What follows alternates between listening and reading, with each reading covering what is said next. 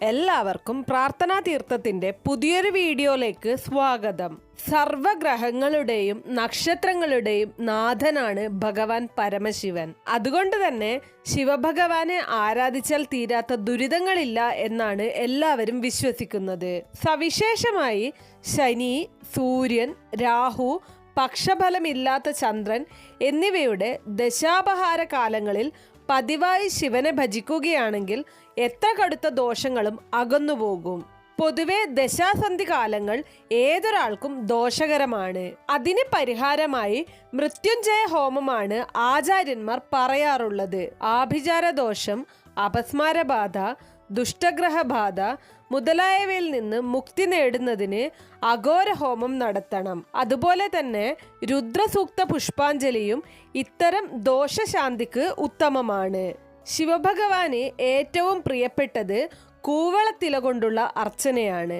ഒരു ഞെട്ടിൽ തന്നെ 3 ഇലകളോട് കൂടിയ കൂവളത്തില ശിവന്റെ 3 നേത്രങ്ങൾക്ക് സമാനമായാണ് കരുതുന്നത്. 7 ദിവസമോ 14 ദിവസമോ 21 ദിവസമോ തുടർച്ചയായി ശിവഭഗവാന് കൂവളത്തില കൊണ്ട് അർച്ചന നടത്തിയാൽ ഭയം, ആപത്ത് മുതലായവ അകന്നുപോകും.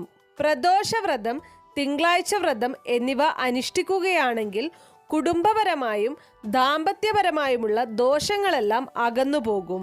ഐശ്വര്യത്തിനും ദാമ്പത്യ സൗഖ്യത്തിനും ആയുരാരോഗ്യ സൗഖ്യത്തിനും ഇഷ്ടമംഗല്യം ലഭിക്കുന്നതിനും തിങ്കളാഴ്ച ദിവസം വ്രതമെടുത്ത് ശിവക്ഷേത്ര ദർശനം നടത്തുന്നത് ഉത്തമമാണ്. ശനിദശയോ 7 ശനി, കണ്ടകശനി മുതലായവയോ അനുഭവിക്കുന്നവർ പതിവായി ശനിയാഴ്ചകളിൽ ശിവക്ഷേത്ര ദർശനവും വഴിപാടുകളും നടത്തിയാൽ ദോഷശാന്തി ഉണ്ടാവും. അതുപോലെ തന്നെ നീലശംഖു പുഷ്പം കൊണ്ട് അർച്ചന നടത്തുന്നത് 7 ശനി, കണ്ടകശനി, ശനിദശ മുതലായവ കൊണ്ടുള്ള ദോഷങ്ങൾ അകലുന്നതിന് ഉത്തമമാണ്. ശ്രീപരമേശ്വരന് പ്രിയങ്കരമായ മറ്റൊരു വഴിപാടാണ് ധാര.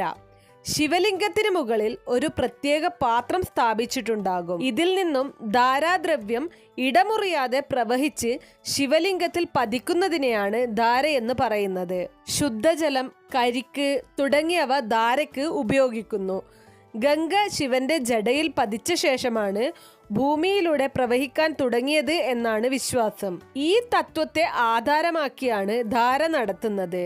ധാരാതീർത്ഥം ഗംഗാജലമാണെന്നാണ് സങ്കല്പം. ഇങ്ങനെ ധാര നടത്തി വരുന്ന തീർത്ഥം സേവിക്കുന്നത് ഏറെ ഉത്തമമാണ്. ശിവന്റെ ശിരസ് എപ്പോഴും അഗ്നി കൊണ്ട് ജ്വലിക്കുന്നതിനാൽ അത് ശീതീകരിക്കുന്നതിനാണ് ധാര ചെയ്യുന്നത് എന്ന് മറ്റൊരു വിശ്വാസം കൂടിയുണ്ട്.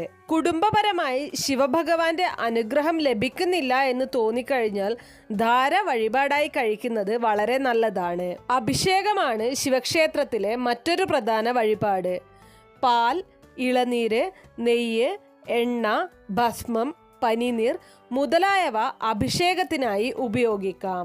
ശിവഭഗവാന് അഭിഷേകം ചെയ്ത പാൽ, ഇളനീർ എന്നിവ പ്രഭാതത്തിൽ സേവിച്ചാൽ ഉദരരോഗങ്ങൾ ശമിക്കും.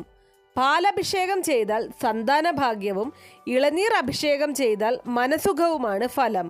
അതുപോലെ തന്നെ അഭിഷേകം ചെയ്ത നെയ്യ് സേവിച്ചാൽ ബുദ്ധിശക്തി വർദ്ധിക്കുകയും ബുദ്ധിഭ്രമം അകലുകയും ചെയ്യും. അപസ്മാരാദി രോഗങ്ങളിൽ നിന്ന് മോചനം ലഭിക്കുന്നതിന് ഭഗവാനെ അഭിഷേകം ചെയ്ത നെയ്യ് സേവിക്കുന്നത് ഉത്തമമാണ്. ഇനി എണ്ണ കൊണ്ട് അഭിഷേകം ചെയ്താൽ രോഗശാന്തി ഉണ്ടാകും. പനിനീർ കൊണ്ടുള്ള അഭിഷേകത്തിന് ശരീര സൗഖ്യമാണ് ഫലം. ഭസ്മം കൊണ്ടുള്ള അഭിഷേകം പാപനാശനവും ദുരിതമോചനവും സിദ്ധിക്കുന്നതിന് ഉത്തമമാണ്. ശിവക്ഷേത്രത്തിലെ പിൻവിളക്ക് കത്തിക്കുന്നതിനും പ്രത്യേക പ്രാധാന്യമുണ്ട്. ശ്രീകോവിലിന്റെ പുറകിലായി സ്ഥാപിച്ചിട്ടുള്ള വിളക്കാണ് പിൻവിളക്ക്. ഇത് പാർവതി ദേവിയാണെന്നാണ് സങ്കല്പം. പിൻവിളക്ക് കത്തിച്ചാൽ ദാമ്പത്യ സൗഖ്യം, പ്രണയസാഫല്യം എന്നിവ ഫലമായി ലഭിക്കും. ശിവക്ഷേത്ര ദർശനത്തിന്റെ പൂർണ്ണഫലം ലഭിക്കണമെങ്കിൽ പാർവതി ദേവിക്ക് പിൻവിളക്ക് വഴിപാട് കൂടി സമർപ്പിക്കണം എന്നാണ് വിശ്വാസം. അതുപോലെ തന്നെ 21 ദിവസം തുടർച്ചയായി പിൻവിളക്ക് വഴിപാട് സമർപ്പിക്കുന്നതും അത്യുത്തമമാണ്. പാർവതി പരമേശ്വരന്മാരെ സങ്കല്പിച്ച് സ്വയംവരാർച്ചന നടത്തുന്നതും ഉമാമഹേശ്വര പൂജ നടത്തുന്നതും വിവാഹ തടസ്സം അകന്ന് ഉത്തമമായ ദാമ്പത്യ ബന്ധം സിദ്ധിക്കുന്നതിനും ദാമ്പത്യത്തിലെ പൊരുത്തക്കേടുകൾ ഇല്ലാതാക്കുന്നതിനും നല്ലതാണ്. അതുപോലെ തന്നെ ശിവക്ഷേത്ര ദർശനം നടത്തുന്ന സമയത്തും നമ്മൾ വളരെയധികം ശ്രദ്ധിക്കേണ്ടതായിട്ടുണ്ട്. ചില ചിട്ടകൾ പാലിക്കേണ്ടതായിട്ടുമുണ്ട്. ശിവക്ഷേത്ര ദർശനം നടത്തുന്ന സമയത്ത് ശ്രദ്ധിക്കേണ്ട കാര്യങ്ങളെക്കുറിച്ചുള്ള വീഡിയോ ഞാൻ മുന്നേ ചെയ്തിട്ടുണ്ട്. അപ്പോൾ ആ വീഡിയോയും കൂടെ ഒന്ന് കണ്ടു നോക്കുക.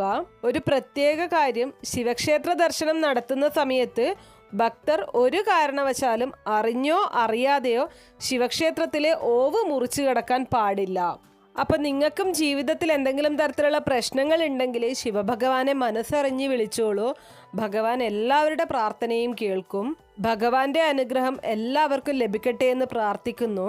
കുറച്ചു പേരൊക്കെ ഇങ്ങനെയുള്ള കാര്യങ്ങളെക്കുറിച്ച് അറിവുള്ളവരായിരിക്കും.